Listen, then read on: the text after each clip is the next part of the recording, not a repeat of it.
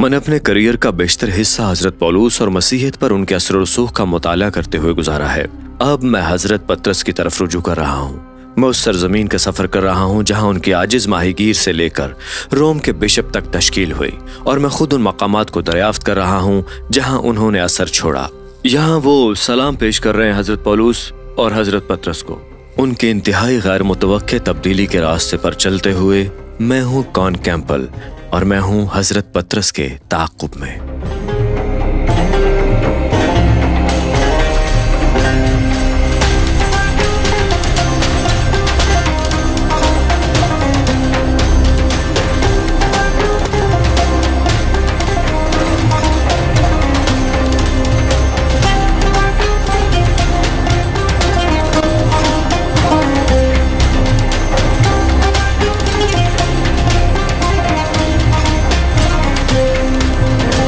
हजरत पतरस का ताक़ुब मुझे तुर्की तक ले आया है।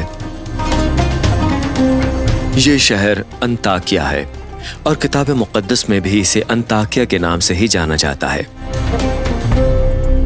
अंताकिया हमेशा से लोगों का संगम रहा है। मैंने खुद को एक गैर मुल्की महसूस किया, और ये मुझे हमेशा से जज्बाती करता है। उन्होंने मुझे खुश आमदीद कहा।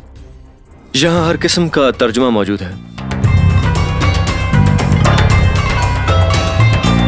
हजरत पतरस के लिए ये सबसे बड़ा शहर था जहां वो कभी गए थे। ये रोमी सल्तनत में तीसरा सबसे बड़ा शहर था। ये गलील समंदर के किनारे उनके आबाई शहर से बहुत मुख्तलिफ था। हजरत पतरस एक दिहाई तक यरूशलेम में कलीसिया के रहनुमा और काहिन रहे थे। उन्होंने बहुत से यहूदी मोमिनीन को जुल्म सितम से बचने के लिए शुमाल में अंताकिया की तरफ जाते हुए देखा था, और इस रोमी शहर के बहुत से मकामी लोग भी जनाब मसीह के पैरोकार बन गए थे। इसलिए अंताकिया जनाब मसीह की तहरीक का अहम मरकज बन गया। तो काहिन हजरत पतरस कैसे दूर रह सकते थे? मुझे यकीन है कि जनाब मसीह का हजरत पतरस को यह हुक्म कि अपनी भेड़ों को चरा उनके लिए हर कदम अहम रहा होगा। उनकी मिनिस्ट्री में हर कदम उनके ये काम आया होगा। ये देखिए, अब हम इस पर ये ऐड करेंगे। अब आप इसको जनाब मसीह ने फरमाया कि इस कलम की भेड़ें नहीं हैं, दूसरे लफ्जों में दूसरी भेड़ें भी हैं, और ज्यादातर तबसरा निगार समझते हैं कि इसका मतलब गैर कौम परस्तों से है जो तशरीफ लाएंगे। लिहाजा हजरत पतरस को ये हुक्म कि मेरी भेड़ें चरा, तो जनाब मसीह की भेड़ों में गैर कौमें भी शामिल होंगी, ना कि सिर्फ यहूदी मोमिनीन ही। अब इसके बाद मैं इस पर ये डाल रहा हूँ, ये सिरप। Oh okay. चीनी में थोड़ा सा पानी है और इसमें लीमू भी है। आप शायद हैरान हो रहे होंगे कि सीज़ार आखिर क्या पका रहे हैं। इसे कनेफे कहा जाता है। ये एक रिवायती डिश है, और ये एक किस्म है एक फ्राइड चीज पेस्ट्री की। मैं जानता हूं कि ये एक बड़ी सी फ्रिस्पी की तरह लगता है, लेकिन इसकी खुशबू लाजवाब है। जल्दी करें सीज़ार, मैं खाने के लिए तैयार हूं। कनेफे मशरक़ वुस्ता में बहुत मकबूल है, लेकिन इसे आमतौर पर रोल्ड पेस्ट्री के तौर पर तैयार किया जाता है। सीज़ार ने मुझे बताया कि खाना पकाने का ये ज्यादा फ्लैट सर्कुलर अंदाज अंताकिया के इलाके के लिए मुनफरद है। तो मैं टेस्ट करूं? जी आप टेस्ट कीजिए। ये बहुत मयारी पनीर है।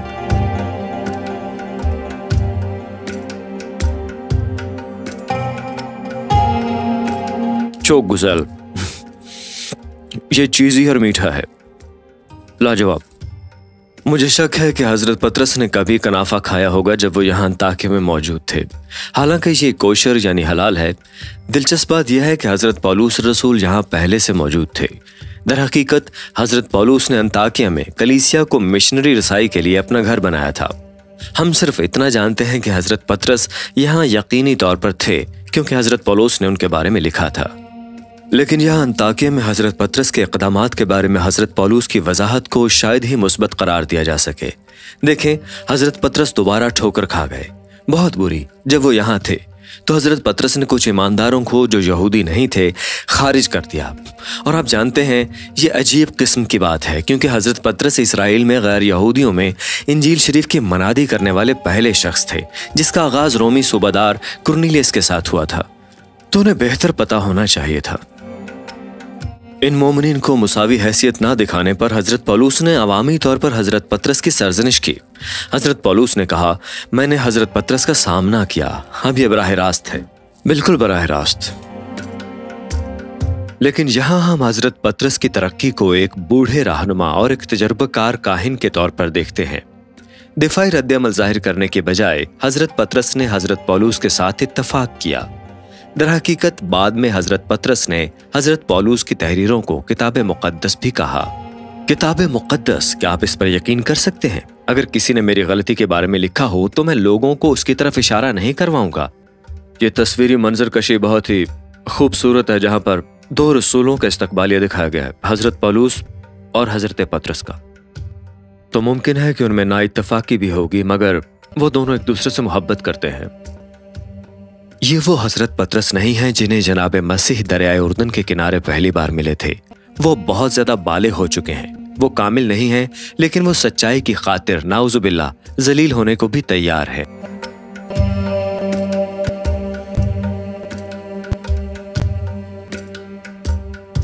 अंताकिया के सरहदी शहर को छोड़कर मैं मगरिब की तरफ बढ़ गया, जैसा कि हजरत पतरस ने किया।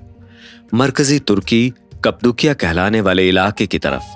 जमीन की तज़यीन का ऐसा मंजर, दरहकीकत ये जोग्राफियाई मजहर दुनिया में काफी मुनफरिद है। मुझे ऐसा लगा जैसे मैंने स्टार वॉर्स के सेट पर कदम रख दिया हो। ये वाकई अजीब और गरीब नजारा है। घरों और सैकड़ों कलीसियाओं को चट्टानों की बुलंद शक्लों में तराश लिया गया है। ऐसा लगता है कि ये बड़ी चट्टानें जमीन से ज्यादा बढ़ रही हैं, और इसने मुझे याद दिलाया कि हजरत पतरस चट्टान कैसे एक रूहानी पनाहगाह बनने के लिए बड़े हुए थे, जिन्होंने जनाब मसीह के तमाम पैरोकारों को गले लगाया था। जब हम हजरत पतरस के दो खतूत को देखते हैं तो हमें बालिग हजरत पतरस मिलते हैं। हम उन्हें एक मुकम्मल तौर पर तश्कील शुदा मजहबी स्कॉलर, एक पुख्ता ईमानदार के तौर पर देखते हैं, जो समझते हैं कि जुल्म सितम और नाकामियों और आजमाइशों की इस दुनिया में जद्दोजहद करने का आखिर में मतलब क्या निकलता है। और वो इस तजर्बे का अक्स खुसूसन अपने पहले ख़त में जाहिर करते हैं। यानी इस खित्ते के मोमिनीन के लिए यह हमारे पास बालिग हजरत पतरस की वाहिद शबी है। वो भी उनके अपने हाथ, उनकी अपनी तहरीर से। यूँ लगता है कि वो अपने आप को जाहिर करना चाहते हैं इसके ज़रिए से, क्योंकि वो अपने बारे में नहीं लिख रहे, वो यहाँ के मोमिनीन के नाम लिख रहे हैं। मगर इस लम्हे पर आप ये जाने बिना नहीं रह सकते कि असल में हजरत पतरस कौन है। मरहबा मरहबा मरहबा।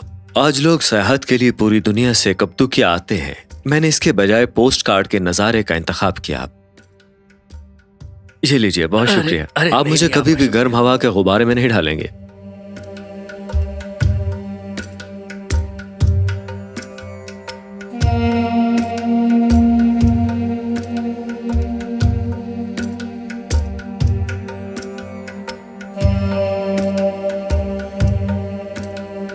अगर आप इस जमीन की बनावट को देखें तो वाकई ऐसे लगता है जैसे ये किसी और सैयारे से ताल्लुक रखती हो। ऐसा नहीं लगता कि हम यहाँ जमीन पर हैं। और हजरत पतरस का इस जमीन के रहने वालों के नाम खत का असल मौजू ये था कि वो खुद को अजनबी या एलियंस के तौर पर महसूस करें, कि वो यहाँ से नहीं है, इस दुनिया से नहीं, बल्कि वो ये सोचें कि वो चुने हुए लोग हैं और वो मुसाफिर हैं, ऐसे लोग जो कि यहाँ से गुजर रहे हैं। यानी कि ये दुनिया उनका घर नहीं है, बल्कि वो अगले जहान की तरफ देख रहे हैं, जो कि उनका असल घर है, वो दुनिया जो जनाब मसीह अपने साथ वापस तशरीफ लाते हुए लाएंगे। तो ये दुनिया में उनके अजनबी होने के लिए एक बहुत ही शानदार और अजीम बसरी इस्तारा है, यानी एक ऐसी शनाख्त जिसके वसीले से वो खुद को देखेंगे, जिसके जरिए से वो दूसरों से भी ताल्लुक रखेंगे और वो अपनी कद्र को भी जान सकेंगे।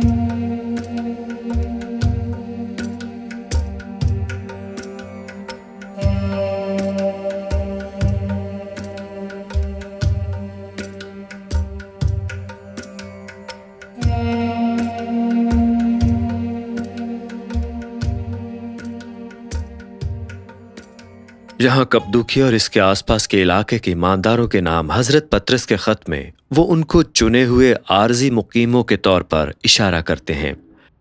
वो ये इस्तिलाह इस्तेमाल करते हैं हकीकतन में ये वाजे करने के लिए कि इस दुनिया में जनाबे मसीह के पैरोकार का क्या मतलब है।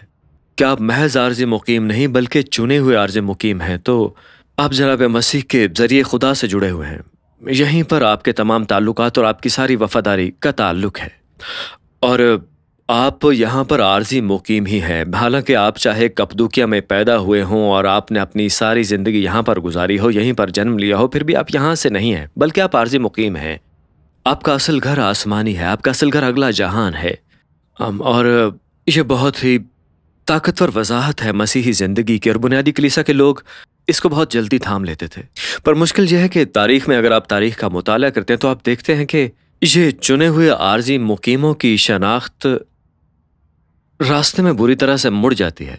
तो कलीसिया की तारीख में मुकाम है जहां कलीसिया इस बात पर जोर देती है कि आपको खुदा ने चुना हो, मगर आर्जी मुकीमों के तौर पर नहीं, वो भी इस दुनिया से। तो इसका मतलब यह हुआ कि आप अपनी इस अजमत को, अपने इस ओहदे को, यानी खुदा से ताल्लुक को दूसरों को दबाने पर इस्तेमाल करने लगे, और जहां जमीन पर बादशाहत कायम करने लगे, ना कि मुस्तकबिल में आने वाली बादशाहत, बल्कि यहीं यहाँ। और मुक़द्दस रोमी सल्तनत जिसने यहाँ यूरोप पर तकरीबन 1000 साल से ज़्यादा हुकूमत की, इसकी एक बहुत वाज़ेह मिसाल है, जहाँ एक बहुत ही आर्जी और दुनियावी हुकूमत थी जिसमें कलीसिया की दिलचस्पी थी। और ये इसलिए हुआ कि हम ये भूल गए कि हम यहाँ पर बहुत ही आर्जी वक्त के लिए मुकीम हैं। हम मुस्तकबिल के लिए नहीं रह रहे, हम आसमानी यरूशलेम के लिए नहीं जी रहे।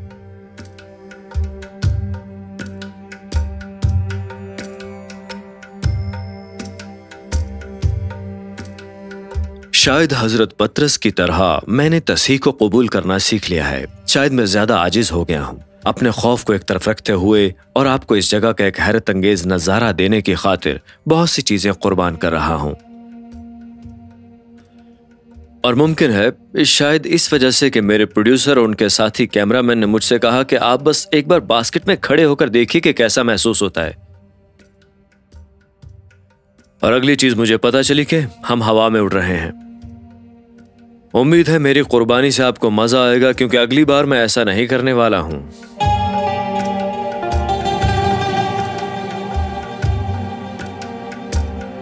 जब हम किसी दरख्त के पास से गुजरते हैं तब मैं वाकई परेशान हो जाता हूं।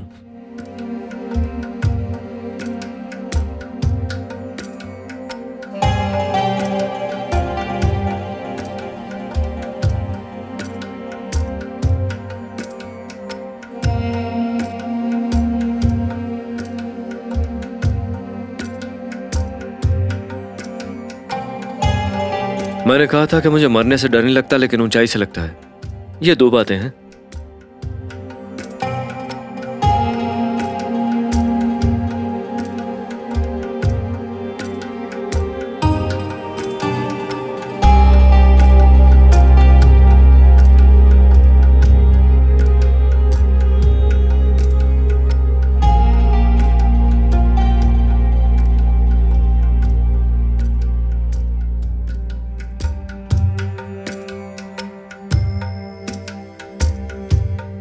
अपने दोनों पांव जमीन पर वापस लाने के बाद मैं अपने पसंदीदा शहरों में से एक इस्तांबुल की तरफ रवाना हुआ।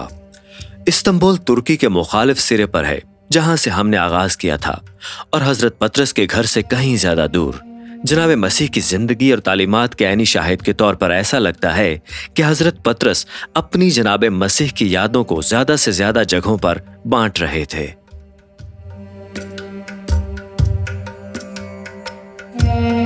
मैं यहाँ पहले आया था क्योंकि इस्तांबुल वाकई दिलचस्प तारीख के साथ एक दिलचस्प शहर है। एक मौके पर यह शहनशाह रोम के तहत रोमी सल्तनत का दारुल हुकूमत था। इस वक्त इसे कुस्तुनतुनिया या शहनशाह रोम के शहर के नाम से जाना जाता था। मसीही बनने वाला पहला रोमी शहनशाह था, इसलिए जनाब मसीह के जी उठने के बाद मसीहियत को रोमी सल्तनत का मुरव्वजा अकीदा बनने में 3 सदियों से भी कम वक्त लगा। लेकिन आज तुर्की एक बुनियादी तौर पर मुस्लिम मुल्क है।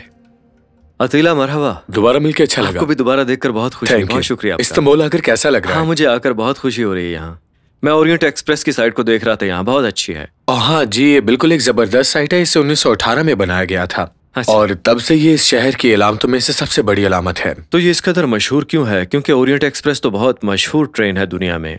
जी हाँ बिल्कुल, क्योंकि ये यहाँ यूरोपीय बरे-आज़म के आखिरी मकाम पर बनाई गई है और फिर इसके बाद मशरिक है और अच्छा, क्योंकि ये ओरिएंट यूरोप है। का किनारा है और ये रास्ते पर है इस मशरिक के, और शायद ये किताबों में जिक्र की वजह से भी काफी मशहूर हो गई है। हाँ जी बिल्कुल, इसका तज़किरा अगाथा क्रिस्टी की किताब में भी किया गया था। ओरिएंट जी एक्सप्रेस हाँ, पर बिल्कुल, कत्ल ये उसी साइट में दुनिया की मशहूर जगह जी रही हाँ, है। बहुत ज्यादा मशहूर। अब मैं समझ सकता हूँ कि आपके पास शहर में पैदल काफी सारे टूर्स मौजूद हैं। जी हाँ बिल्कुल, ऐसा ही है। मुझे बहुत ज्यादा शौक है हाया सोफिया देखने का। सफर शुरू करने के लिए वो सबसे बेहतरीन जगह ठीक है, तो जी हाँ, मुझे आइए रास्ता चलिए। दिखाइए। आइए। चलिए।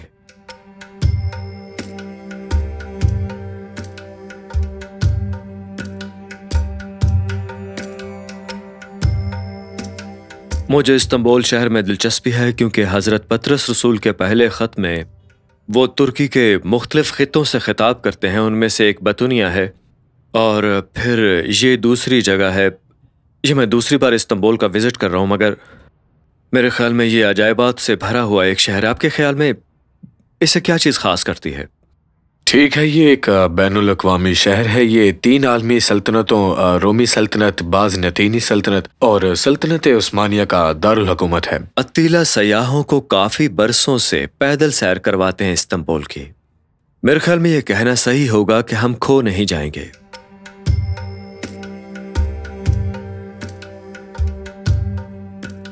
मैं हाया सोफिया को दोबारा देखने का बहुत ज्यादा मुंतजिर हूँ। ओह हाँ हाँ, जहां तक मैं जानता हूं इसे 4वीं सदी में कुस्तुनतुनिया के शहंशाह ने बनवाया था शायद, जो कि रोमी थे, और बाद में ये मस्जिद बन गई और आजकल ये म्यूजियम है। मैं ये भी जानता हूं कि हाया सोफिया का मतलब है मुक़द्दस हिकमत, जो कि जनाब मसीह की हिकमत मुराद है। जी। और क्या बताना चाहेंगे आप? ठीक है, ये दुनिया की फन तामीर की तारीख में पहला ओके। गुंबद वाला चर्च था। दूसरा जी हाँ, church the Justinian the great ने यहीं पर बनवाया था। ये खास इमारत की हकीकत ये है कि बहुत सी मुख्तलिफ कौमें, उनमें से एक रूसी राज है। मेरा मतलब अच्छा। है कि पहला रूसी राज, उसने मिशनरीज को भेजा, क्योंकि ओके। उसके बाद में हागिया सूफिया को देखने के बाद वो बहुत बहुत ज्यादा मुतासिर हुआ। उसने कहा कि हाँ बस बिल्कुल ठीक, मैं अब मसीही हो वाकई? चुका हूँ। अच्छा। जी हाँ, तो इसे ये वाकई- कहानी से मसलूब की जाती है। अच्छा, तो ये बहुत ही महंगा बिशारती आला है। हाँ, ओके। हाँ, बहुत खूब। ठीक है, मैं चाह रहा था कि हम अंदर जाकर इसको देखें। आपका बहुत शुक्रिया कि आप मुझे यहाँ लाए। ये तो मेरे लिए एजाज था। दोबारा मिलकर खुशी हुई। जी हाँ, मुझे भी मिलकर खुशी हुई।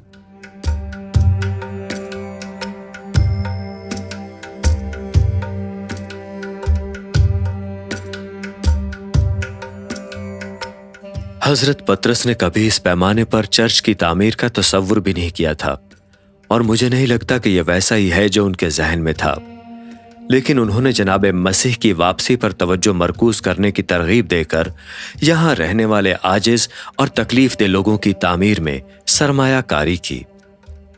उनके नाम अपने खत में उन्होंने फरमाया, ऐ प्यारो, जो मुसीबत की आग तुम्हारी आजमाइश के लिए तुम में भड़की है, ये समझकर उससे ताज्जुब ना करो कि ये एक अनोखी बात हम पर वाक़या हुई है, बल्कि मसीह के दुखों में जूं जूं शरीक हो खुशी करो, ताकि उसके जलाल के ज़हूर के वक्त भी निहायत खुशो खुर्रम हो।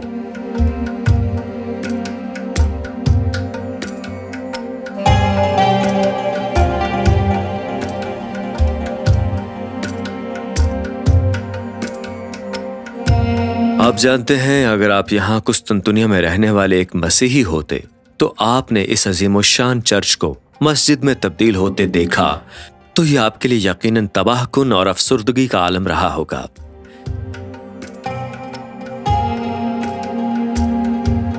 इस पर मुस्बत बात यह है कि याद रहे कि ये एक इमारत, यहाँ तक कि ये एक शानदार चीज वो नहीं है जो चर्च के बारे में है, और आज भी ये एक बहुत ही बसरी, छूने वाली याद दहानी के तौर पर खड़ी है कि हम दुनिया में आरजी मुकीम और अजनबी या एलियंस हैं।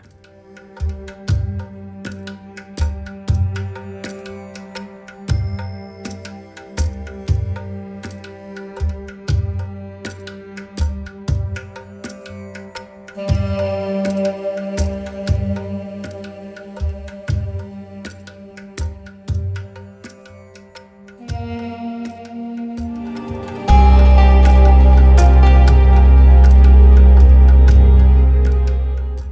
शहर कायनात असगर में दुनिया की तारीख और इदारा जाती मसीहियत के उरूजो जवाल की एक बहुत वाज़े और अजीम सी तस्वीर है।